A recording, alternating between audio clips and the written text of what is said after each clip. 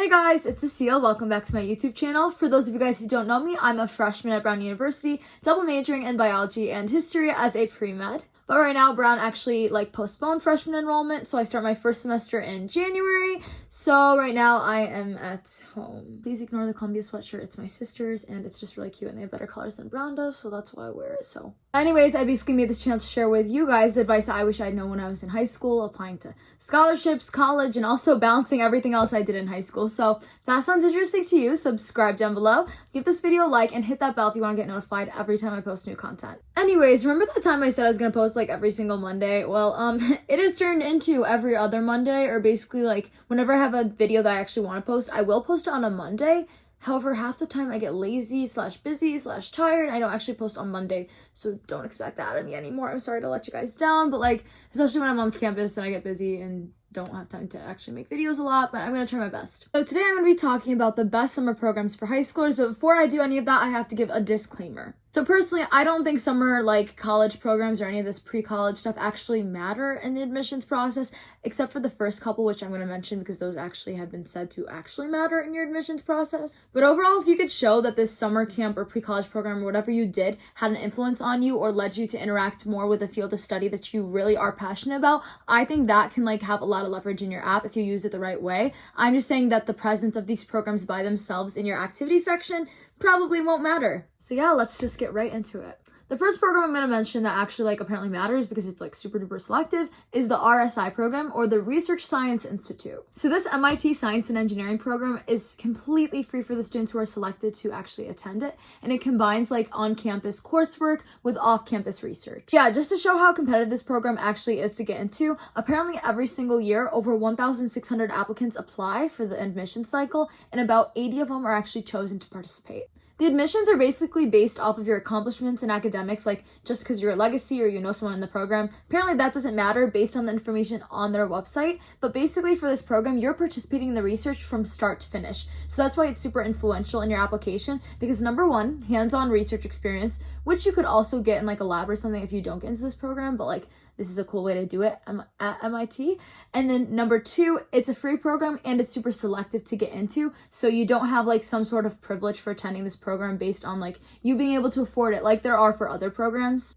Because there are summer programs that don't offer as much financial aid, where the people who actually participate in those programs are the ones who can afford it. And in that case, it doesn't really help because basically you're paying to get in and you're paying for an opportunity that not everyone can have. But this one's free to everyone, and that means that the level is basically balanced, so everyone has a shot to get in, and it is influential. And another academic enrichment program that MIT has that's super similar to the RSI one is the MITES program, and that's basically standing for the Minority Introduction into Engineering and Science. And this program is also completely free to attend. This MITES program is less of the actual research component and more of you actually taking STEM-based classes though. But anyways, either way, both of those MIT programs have actually been said by multiple admissions officers to have an impact on your application. So those are definitely ones that you should apply for. And even though they probably won't be in person this year, I'm pretty sure the MITES one actually announced fully for sure they will not be in person. You should still apply because even if you're going online, it's completely free and you still get the experience and to put it on your academic resume for your application to college. Another free summer program I want to actually highlight is the TASP program, and TASP stands for Telluride Association Summer Program. Super fitting for the name. And basically it's a 6-week free educational course to basically enrich low-income students. And so they bring in a bunch of lecturers, you participate in a bunch of seminars and discussions. It's more of that kind of program, but it's free and it's mostly open for FGLI students. And the last free summer program I actually wanted to highlight for you guys are the Notre Dame Leadership Seminars. And for this, it's a 10-day free enrichment program on Notre Dame's campus. And basically you participate in a bunch of different seminars and they choose applicants based on their leadership history. And there are seminars based on the environment and politics and the issue of race. There's a ton of different stuff available, but that's definitely a great opportunity to look at as well. But before I move on to mentioning the paid summer programs that are available out there for you guys, I just want to take this time to highlight this amazing company called Career 2. Yeah, since I'm taking the time to mention all of these summer programs, most of which are STEM heavy, I thought I would take the time to actually talk about one of the coding challenges that Career 2 offers that I think you guys will be interested in because it's completely free and completely useful in today's world. So I've actually always wanted to learn coding, mostly because it's super useful in today's world, whether you're in business or marketing or computer science or whatever it is. But I actually never had the time and I didn't want to pay for a lesson. But since joining this Python challenge, I've actually learned a lot and it's been super fun along the way. So I definitely recommend you guys to actually do it. And it's something you can put on your resume as a skill or just like to have in your mind as new knowledge. So definitely check that out, and I have the link in my description and down below in the comments. Now that we're done with the free program and that little ad right there, I'm going to move into the paid programs, in which there are two different types. There are the paid programs in the summer where you actually get course credits, and the ones where you do not. So like the summer programs where you get course credits, these are like ones at Harvard, Columbia, Stanford, WashU. There are a ton out there. You basically pay to attend this program for a set amount of time set by the university, and you can take classes that the university actually offers by their professors and stuff, and you will get college credit for it. So I think that's what makes these programs so special, because in addition to that like pre-college experience you get like of actually being on campus and like being like a student, basically, you also get course credit for everything you do within your time there. However, there are also summer programs where you do not get course credit, like the one at Brown, Yale, and UPenn, and a lot of other schools.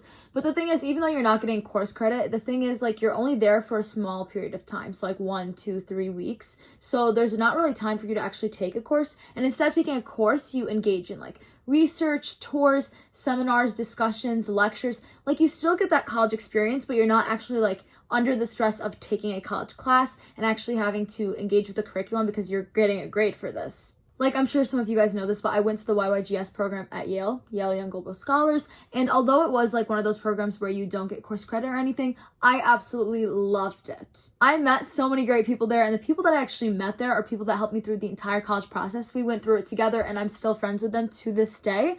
Additionally, I got a great view of the campus. I got a great idea of what it was like to actually like be a student at a college campus, and it honestly opened my eyes up to the Ivy League in general, because at the time, like, I was just a small girl from Ohio, and like, not to be basic, but I genuinely did not think I was going to be able to leave this state, because I didn't think that there was financial aid at these institutions in the Ivy League, and I didn't think that I was going to have the capabilities to actually get in.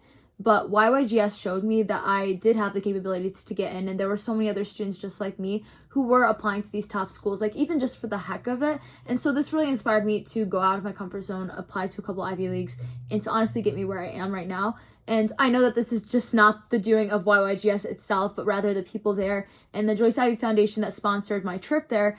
But like in general, like it completely changed my mindset on college, and so I can't be more thankful for that. Also, a little plug, I posted a YYGS vlog and my YYGS speaker series speech if you want to check those out on my channel. And also the Yale Young Global Scholars official YouTube published my vlog since I was part of their media team, so if you want to check that out, you can too. Also, please, please, please do not get discouraged from attending these paid programs if you look at the price and you're just like, wow, I can't afford that, because I know, it's really pricey, but number one, these institutions have a lot of financial aid set aside specifically for these programs to make sure that people are able to attend if they cannot afford it. Like, for YYGS, Yale covered half of my tuition, like, upfront, just like that. Additionally, there are lots of outside scholarships you can use to actually, like, apply towards these programs, and I'm going to name two right now. So the very first one is the Questbridge College Prep Scholars Program, and this one goes for students who, like, have the household income of less than $65,000, I believe, but you can still apply if you're over that. It just really depends on who's there and who's applying, and that depends on if you're going to get it. But yeah, this covers everything associated with the program, so you go for free.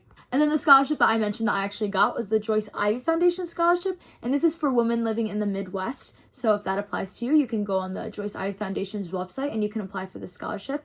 And they actually covered the other half of my YYGS fees. So essentially I did go for free, but like I still paid for like my meals, like outside of the dining hall, and then like my flight and stuff like that. But overall, these scholarships do exist and they do help, and I do suggest you look at them. And they don't have to be like any specific scholarship either. If you like work a job, you earn money there, you can apply it towards the summer program. If you just win a scholarship and the check goes directly to you, apply it towards the summer program. I think it's worth it in some situations. Like, obviously, if you don't get a lot of financial aid and you're still paying like $7,000 to go for like a week, like, don't do it. But if it's like within a range that you can actually like afford and you feel comfortable going, I would definitely recommend it, because I do think that the program changed my perspective and it might change yours. But if you don't get into these summer programs, or you can't afford to attend, or whatever it is, do not stress out, because you can still use your summer to do something beneficial for your college app. Whether it's volunteering for your community, for a cause that you're actually passionate about, starting a startup or a nonprofit that you are actually going to be working on like throughout high school, instead of just like starting it right before college apps and like dropping it, like, don't do that. Or even researching, you can do a lot of different things in your summer. And as long as you make an impact in something that you're passionate about and something that you can speak about in your college apps,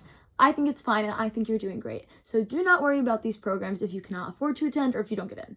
So yeah, I think that's the end of this video. And as always, thank you guys so much for watching if you actually made it this far. And if you have any questions, you can feel free to contact me on Instagram DM because I prefer that to email because half the time my email is flooded.